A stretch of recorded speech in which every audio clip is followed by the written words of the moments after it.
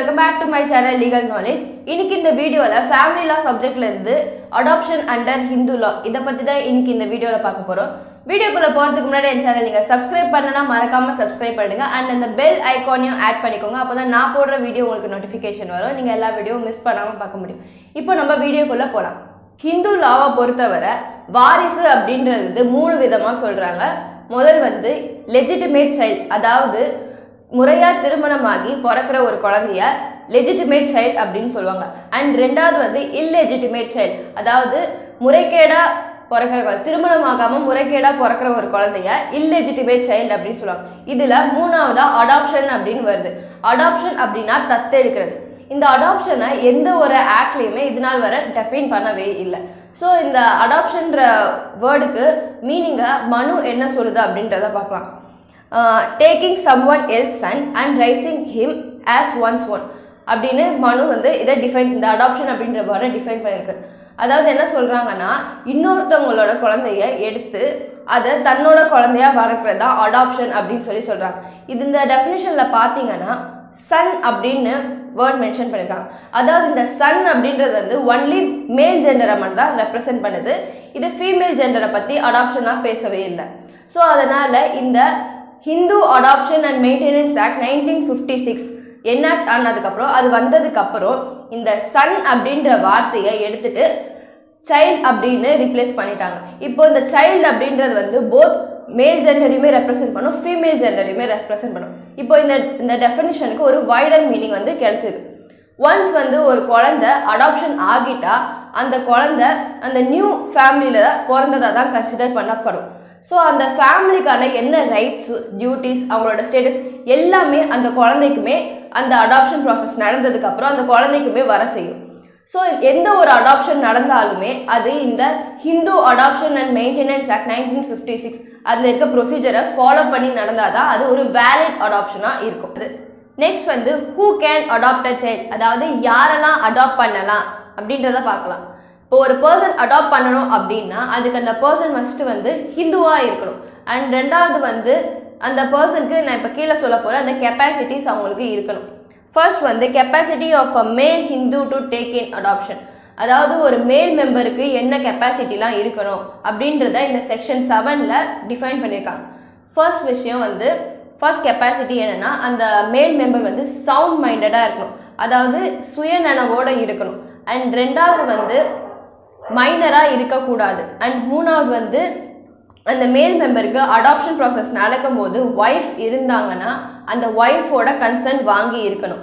And நாலாவது விஷயம் வந்து இப்போ அந்த மேல் மெம்பருக்கு மல்டிபிள் ஒய்ஃப், அதாவது ஒன்றுக்கும் மேற்பட்ட ஒய்ஃப் இருந்தாங்கன்னா எத்தனை ஒய்ஃப் இருக்காங்களோ அத்தனை ஒய்ஃப் கிட்ட இருந்தோ கன்சென்ட் வாங்கி இருக்கணும். இதுக்கு எக்ஸாம்பிளாக நம்ம இந்த போலா and others versus Ramlal and others verse இந்த கேஸை எக்ஸாம்பிளாக பார்க்கலாம். இந்த கேஸோட பிளைண்டிஃப்க்கு வந்து 2 ஒய்ஃப் இருக்காங்க. இந்த 2 ஒய்ஃப்ல ஒரு ஒய்ஃபோட கன்சென்ட் மட்டும் தான் கிடைச்சிருக்கு, இன்னொரு ஒய்ஃபோட கன்சென்ட் வந்து கிடைக்கல.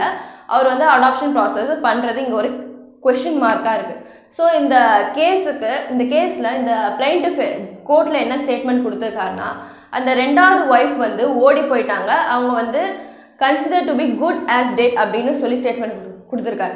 அதாவது அவங்க இறந்து போயிட்டதா கன்சிடர் பண்ணிக்கிறதா அவர் வந்து ஸ்டேட்மெண்ட் கொடுத்துருக்காரு. இதுக்கு வந்து மெட்ராஸ் ஹைகோர்ட் என்ன ஜட்ஜ்மெண்ட் கொடுத்துருக்காங்கன்னா, அந்த ஒய்ஃப் ஓடி போயிட்டதாவே இருக்கணும், ஆனால் அவங்க வந்து டெட் பர்சனாக கன்சிடர் பண்ண முடியாது. அந்த ஒன்ஸ் வந்து அந்த ஒய்ஃப் வந்து ஓடி போய் 7 இயர்ஸ் ஆகி அவங்க கிட்ட இருந்து எந்த ஒரு தகவலுமே வரலை அப்படின்ற பட்சத்தில் மட்டும்தான் அவங்க consider to be good as dead அப்படின்னு கன்சிடர் பண்ணுவாங்க. அப்படி இல்லாத வர அவங்களோட கன்சென்ட்டும் இந்த அடாப்ஷன் ப்ராசஸ்க்கு தேவை அப்படின்றத இந்த கோர்ட் வந்து இந்த கேஸ்க்கு ஜட்ஜ்மெண்ட்டாக கொடுத்துருக்காங்க. அது மட்டும் இல்லாமல் இப்போ எத்தனை ஒய்ஃப் இருக்காங்களோ அத்தனோட ஒய்ஃபோட கன்சென்ட் இருந்தால் மட்டுமே தான் ஒரு வேலிட் அடாப்ஷனாக இருக்கும் அப்படின்றதையும் இந்த கேஸில் சொல்லியிருக்காங்க.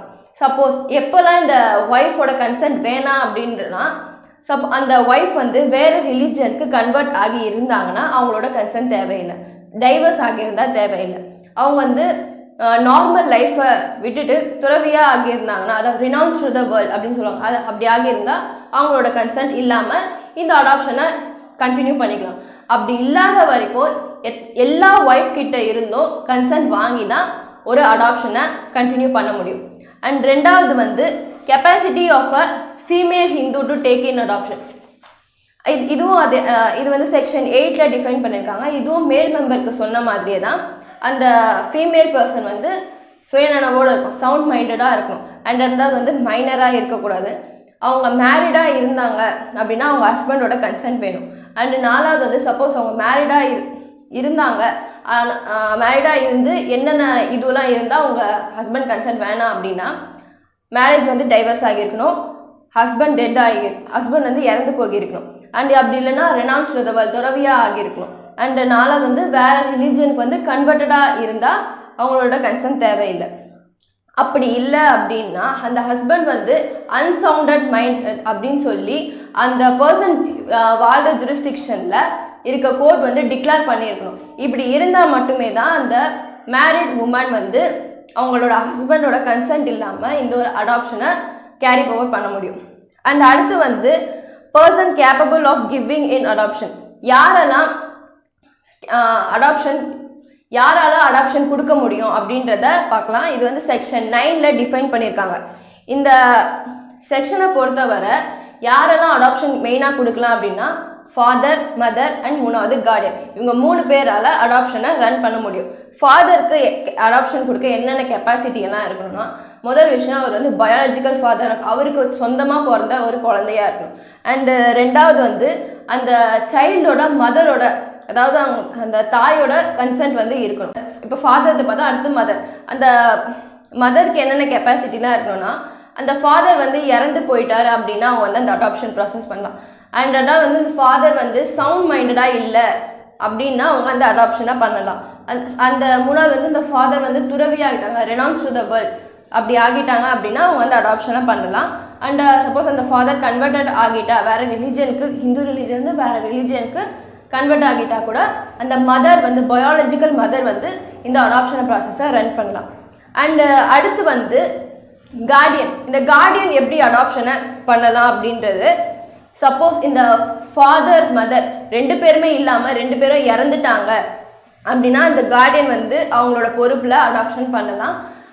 அப்படி இல்லாமல் அவங்க 2 பேருமே அன்சவுண்டட் மைண்டடாக இருந்தால் அடாப்ஷன் பண்ணலாம். அண்ட் மூணாவது எல்லாத்துலேயும் சொன்ன மாதிரி தான் ரெனவுன்ஸ்டு த வேர்ல்ட், துறவியாக 2 பேருமே நார்மல் லைஃப்பை விட்டுட்டு துறவியாக ஆகிட்டாங்க அப்படின்னா அந்த கார்டியன் வந்து சில கண்டிஷன்ஸோட இந்த அடாப்ஷன் ப்ராசஸை ரன் பண்ணலாம். என்ன கண்டிஷன் அப்படின்னா, இந்த அடாப்ஷன் ப்ராசஸ் நடக்கிறது முழுக்க அந்த சைல்டோட குட் வெல்ஃபேருக்காக தான் இருக்கணும், தவிர அவருக்கு எந்த ஒரு ப்ராஃபிட் வர மாதிரி இருக்கக்கூடாது. அண்ட் ரெண்டாவது வந்து இந்த கார்டியன் வந்து இந்த அடாப்ஷன் ப்ராசஸ் நடக்கும்போது அந்த அடாப்ஷன் பண்ணுறவங்களுக்கு எந்த ஒரு காசு கொடுக்குறதோ இல்லை அந்த அடாப்ட் பண்ணுறவங்க கிட்டேருந்து எந்த ஒரு பேமெண்ட் வாங்குற அந்த மாதிரி ஒரு பேமெண்ட் கன்சிடரேஷன் இந்த இடத்த இருந்தால் அது ஒரு வேலிட் அடாப்ஷனாக இருக்காது.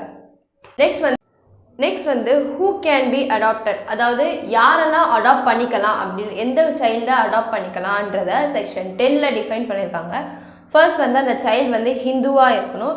அண்ட் ரெண்டாவது வந்து அந்த சைல்டு வந்து ஆல்ரெடி வேறு யாருனாலையுமே அடாப்ட் ஆகி இருக்கக்கூடாது. அண்ட் மூணாவது வந்து அந்த சைல்டுக்கு வந்து வேறு யார் கூடயுமே கல்யாணம் ஆகியிருக்கக்கூடாது, இந்த அடாப்ஷன் நடக்கும்போது யார் கூடயும் திருமணம் ஆகியிருக்கக்கூடாது.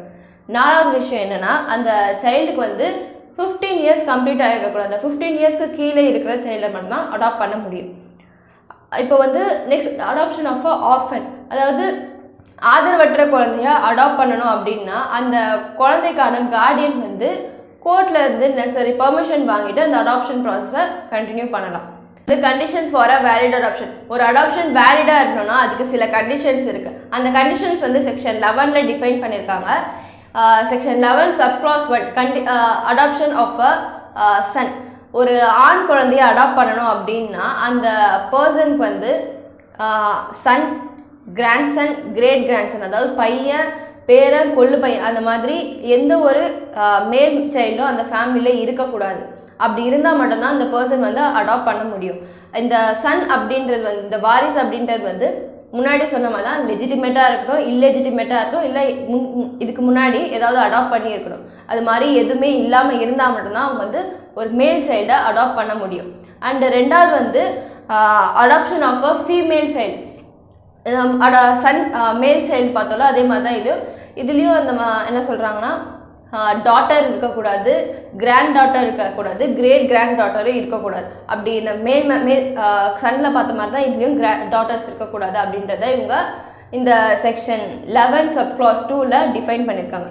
அடுத்து வந்து செக்ஷன் 11 சப் கிளாஸ் 3ல் என்ன சொல்லியிருக்காங்கன்னா, adoption of a female child by a male. ஒரு ஃபீமேல் சைல்டை மேல் எப்படி அடாப்ட் பண்ணணும் அப்படின்றத கான கெப்பாசிட்டியே இதில் சொல்லியிருக்காங்க.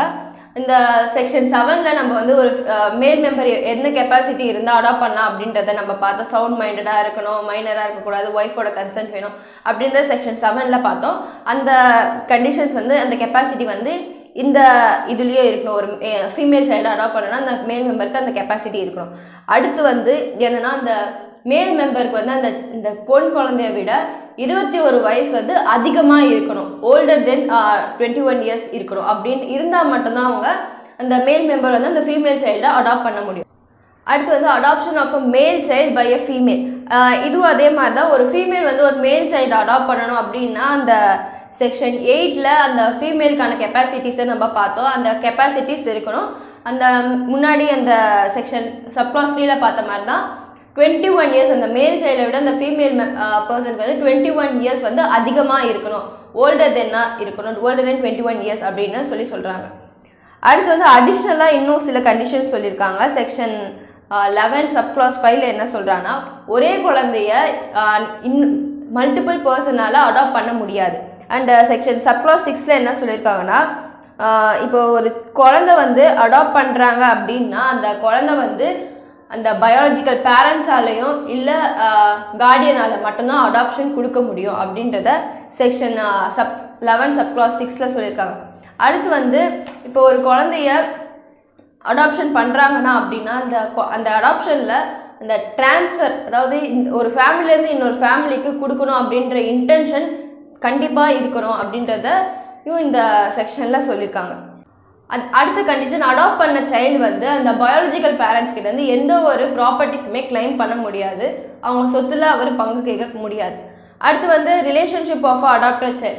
இந்த அடாப்டட் சைல்டுக்கு அந்த அடாப்டட் ஆன ஃபேமிலியில் என்ன ரிலேஷன்ஷிப் இருக்கோ அப்படின்றத செக்ஷன் 14ல் டிஃபைன் பண்ணியிருக்காங்க. ஃபர்ஸ்ட் வந்து இப்போ ஒரு மேல் மெம்பர் அடாப்ட் பண்ணுறாரு அப்படின்னா அப்போ அவரோட ஒய்ஃப் இருக்காங்க, அந்த ஒய்ஃப் வந்து அடாப்டிவ் மதராக கன்சிடர் பண்ணுவாங்க. அண்ட் ரெண்டாவது வந்து இப்போ அவருக்கு வந்து ஒன்றுக்கும் மேற்பட்ட நிறைய மல்டிபிள் ஒய்ஃப் இருந்தாங்க அப்படின்னா யாருக்கு முதல் ஒய்ஃபோ அவங்க வந்து அடாப்டிவ் மதராக கன்சிடர் பண்ணுவாங்க. அண்ட் அடுத்து வர ஒய்ஃப் வந்து ஸ்டெப் மதராக கன்சிடர் பண்ணுவாங்க. அதே மாதிரி இப்போ ஒரு விடோவரோ இல்லை பேச்சுலரோ ஒரு குழந்தைய அடாப்ட் பண்ணாங்க அப்படின்னா அடாப்ட் பண்ணதுக்கப்புறம் அவங்க வேற யாரையாவது கல்யாணம் பண்ணாங்க அப்படின்னா அவங்க அந்த கல்யாணம் பண்ணுற உமன் வந்து ஸ்டெப் மதராக கன்சிடர் பண்ணுவாங்க, அடாப்டட் மதராக கன்சிடர் பண்ண மாட்டாங்க. அதே மாதிரி இப்போ ஒரு விடோ உமனோ இல்லை அன்மேரிட் உமனோ சைல்டு அடாப்ட் பண்ணிட்டாங்க, அந்த அடாப்ட் பண்ணதுக்கப்புறம் அந்த ப்ராசஸ் முடிஞ்சதுக்கப்புறம் வேறு யாராவது மேரேஜ் பண்ணாங்கன்னா ஃப்யூச்சரில் மேரேஜ் பண்ணாங்கன்னா அந்த பர்சன் வந்து அடாப்டிவ் ஃபாதராக கன்சிடர் பண்ண மாட்டாங்க, ஸ்டெப் ஃபாதராக தான் கன்சிடர் பண்ணுவாங்க. அடுத்து வந்து வேலிட் அடாப்ஷன் வந்து நாட் டு பி கேன்சல். ஒரு வேலிடாக நடந்த அடாப்ஷன் வந்து கேன்சல் பண்ண முடியாது. இதை வந்து செக்ஷன் 15ல் டிஃபைன் பண்ணியிருக்காங்க. ஒரு வேலிடாக நடந்து முடிந்த அடாப்ஷனை அந்த பயாலஜிக்கல் ஃபாதர்ஸ், அதாவது இந்த பார்ன் ஃபேமிலி வந்து அந்த அடாப்ஷனை கேன்சல் பண்ணவோ இல்லை அந்த சைல்டு வந்து இந்த அடாப்டிவ் பேரண்ட்ஸை வேணாம் அப்படின்னு சொல்லிட்டு திருப்பி அந்த பார்ன் ஃபேமிலிக்கிட்டே போகவோ முடியாது. அடுத்து வந்து ப்ராஹிபிஷன் ஆஃப் சர்டைன் பேமெண்ட்ஸ். இதை வந்து செக்ஷன் 17ல் டிஃபைன் பண்ணுறாங்க. அதாவது இந்த அடாப்ஷன் ப்ராசஸ் அப்போ இந்த பயாலஜிக்கல் பேரண்ட்ஸாக இருக்கட்டும் இல்லை கார்டியனாக இருக்கட்டும் ஒரு பேமெண்ட் மூலயமா அந்த ப்ராசஸை கேரி ஓவர் பண்ணி இந்த பேமெண்ட்டுக்காக சில மணிக்காக கேரி ஓவர் பண்ணியிருந்தாங்க அப்படின்னா அவங்களுக்கு வந்து 6 months பனிஷ்மெண்ட்டும் ஃபைனும் இம்போஸ் ஆகும் அப்படின்றத இந்த செக்ஷன் 17ல் of Hindu adoption and maintenance act 1956ல் டிஃபைன் பண்ணியிருக்காங்க. அண்ட் அடுத்து வந்து எஃபெக்ட்ஸ் ஆஃப் இன்வேலிட் அடாப்ஷன். ஒரு இன்வேலிட் அடாப்ஷன் ஆனால் அந்த அடாப்டிவ் ஆன சைல்டுக்கு வந்து அந்த அடாப்டிவ் ஆன ஃபேமிலியில் எந்த ஒரு ரைட்ஸுமே இருக்காது, அந்த ஃபேமிலியோட எந்த ஒரு ரைட்ஸ் அண்ட் டியூட்டிஸ் எதுவுமே அந்த சைல்டுக்கு வந்து லீகலாக கிடைக்க செய்யாது. ஸோ இவ்வளோ தான் அடாப்ஷன் அண்டர் ஹிந்து லா. அடுத்த வீடியோவில் நல்ல டாப்பிக்கோடு உங்களை பார்க்குறேன். தேங்க்யூ.